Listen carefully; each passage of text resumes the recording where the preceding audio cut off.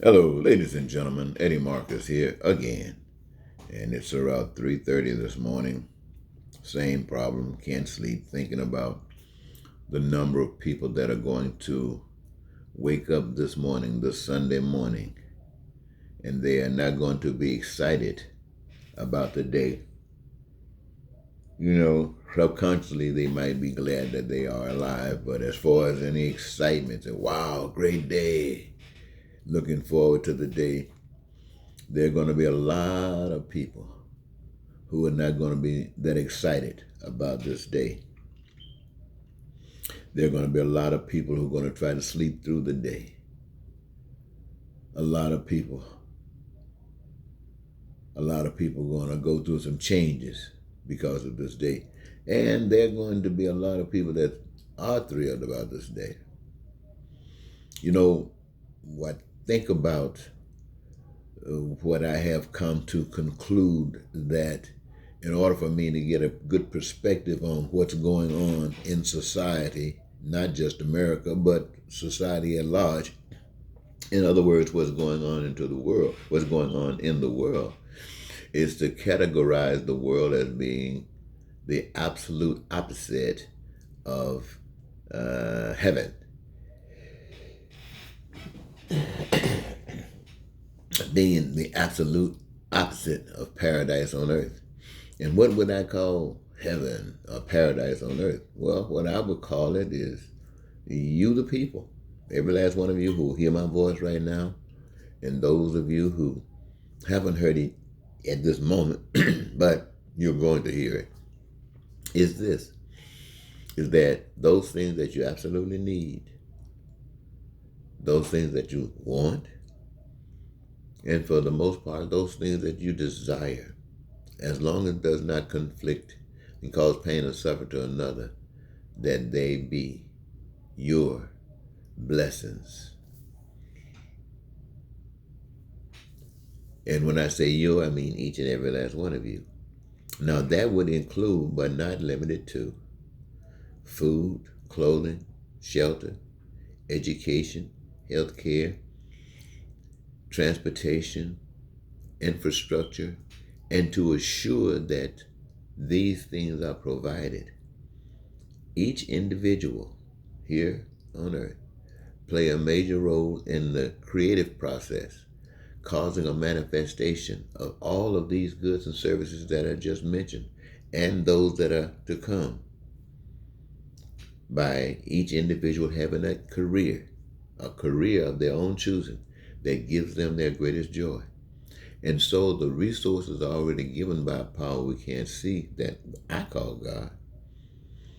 And so the needs, we the people, the ability to produce, we the people, for we the people, and we do it, and it comes back for we the people. That is a perfect example of something happening naturally, divinely. It happens naturally. Some people might want to say it's God doing this thing. It's the act of love. And it is. It is a natural act. When people come on the earth, basically, they get a natural understanding of certain things about life. But they are programmed, deprogrammed from those things that come natural, and taught the ways of the world. In other words, taught the ways of hell. Now, when we talk about Donald Trump coming on the scene, and everybody knowing what Donald Trump represents, it's no happenstance to me that Donald Trump is president of the United States. To me, it was all planned, it was all programmed.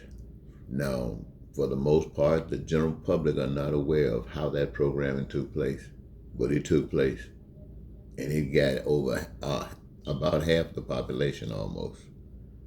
And so that brought Trump in to do the things that Trump does. You see, there are people who have been studying and watching and observing events, naturally watching and observing events for generations. And over the past decades, they've seen some things happening that supports and backs up some of the things that they've been hearing. Story about population control. and how it would be implemented. Now, we are talking about everything today about this virus. We really are talking about everything about this virus except one thing. And what is that? Population control. We are not talking about population control. And why aren't we talking about population control? Because population control was brought up in that conspiracy theory type stuff. And you know you got to be ignorant to talk about or to even infer anything about conspiracy theories, you know. So when something major is happening, you just push that aside. Well, when the President of the United States was talking about conspiracy theories about this election, they weren't pushed aside. Half of the nation bought into it. Well, whether you know it or not, half the nation have bought into this population control. The rest of them don't know about it. And here we go, ladies and gentlemen, in this confusion stuff. People believe in this and people believe in that. That's because they're hearing this and they're hearing that, and they don't know what the truth is. Now, if I ask the question about what I just proposed to the people, about the peace, about having their needs met, every last one of them would concur that they want to have those desires, needs, and wants met. But ask them, should each and everybody have their needs met? And many of them would say no. And you ask them why. And then you would say that some of them are too lazy. You come up with all kinds of crazy reasons. Then you ask them, say, well, if everybody could have it free, just give it to them. Should everybody receive it?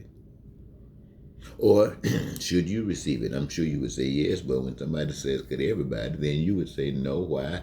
Because they couldn't keep it. You can find all kinds of reasons to mess with other people's lives, as long as your life is okay. Well, when you start talking about population control, that's what that's all about. It's about lives. It's about resources. It's about power. It's about manipulation and control. And all of these things happen, ladies and gentlemen, while many of you in America and people across the globe and the world are very intelligent in relationship to the things that you deal with in life every day. You got it on the ball. But when it comes to resolutions, when it comes to resolving some of the problems, well, let's say most of the major problems of the day, when it comes to resolving those, we find that it is a very difficult matter because that just is not happening. That is not happening. And it seems from the beginning of time, and I don't know when that is, but a lot of people start with Adam and Eve. It says from the beginning of time, when God tells Adam that all of the earth is yours, everything is yours, you can do what you want naturally. But you got to listen to the voice that's speaking to you and listen to no other voice. And then another voice speaks. The voice of Eve speaks, having listened to another voice. And everything breaks down. And so the world that was created to be heaven on earth, paradise on earth, turned right into hell. Right there. Hell. Now what does that? Does that mean?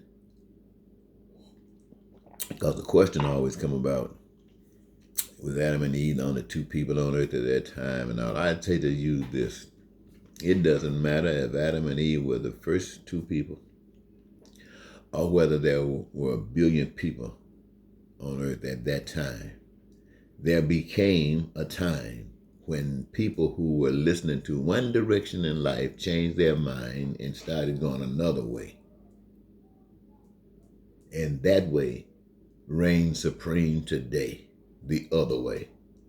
So, what I want to end up saying, because I've said a lot of things, what I want to end up saying to you today is this.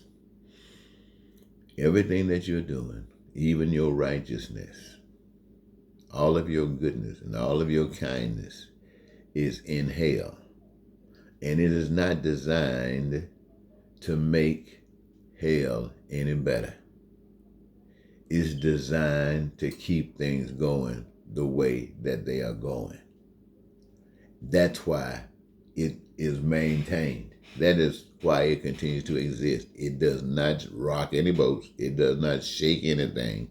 And it does not teach any different lessons than the lessons that we already have. And that is, we are in hell and don't know it.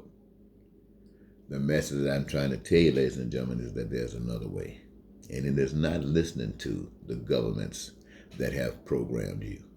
Now, I mean, you've been taught that if somebody comes and tell you that kind of stuff, they're dangerous. Well, yes, I guess I am. Because the hell that you're living in, I want it to end. I want you to live heavenly. Those things we mentioned earlier, I want them to happen. And in order for them to happen, you got to stop listening to the game. And you got to start listening to the power. And the power is something that you can't see. You can't touch, you can't feel. It's invisible. But you allow it to live in you. And that power is understood because it's a power of love that suggests to you and promises you that those things that I just mentioned to you are yours. But as they are yours, they are everyone else on earth too. Why? Because that's what the power that's telling you that is telling every last one of them. And in order to maintain that, you have to listen to that power that says no viruses, no lying, no cheating, no hatred, no racism, no bigotry can exist under these principles. And no money can exist under these principles. These natural order of doing things does not require any of the stuff of the world. The lying, the cheating, the stealing, the killing, the murder, the war, all of that other stuff. No. And so, ladies and gentlemen, I just want to say the way to begin is to make sure that the pain and suffering, the obvious pain and suffering, the folks who ain't got no food, people who ain't got no clothing, people who ain't got no housing, people who can't access health care and education, money, all that stuff got to be smoothed out. It got to be smoothed out. It got to be leveled out. They got to be fixed. Everybody got to have access to this. Any system of government that denies people these rights is a government that represents the pit of hell. And any people that settles for any government that denies what we have just mentioned here are people who are supporting hell. Now, you go to church today and let them tell you that you're either supposed to be changing this world, getting rid of all this ugliness, or dying trying, or you're supporting it. Well, I think I'll leave it there. Thank you very much, ladies and gentlemen. Until next time, Eddie Marcus say goodbye.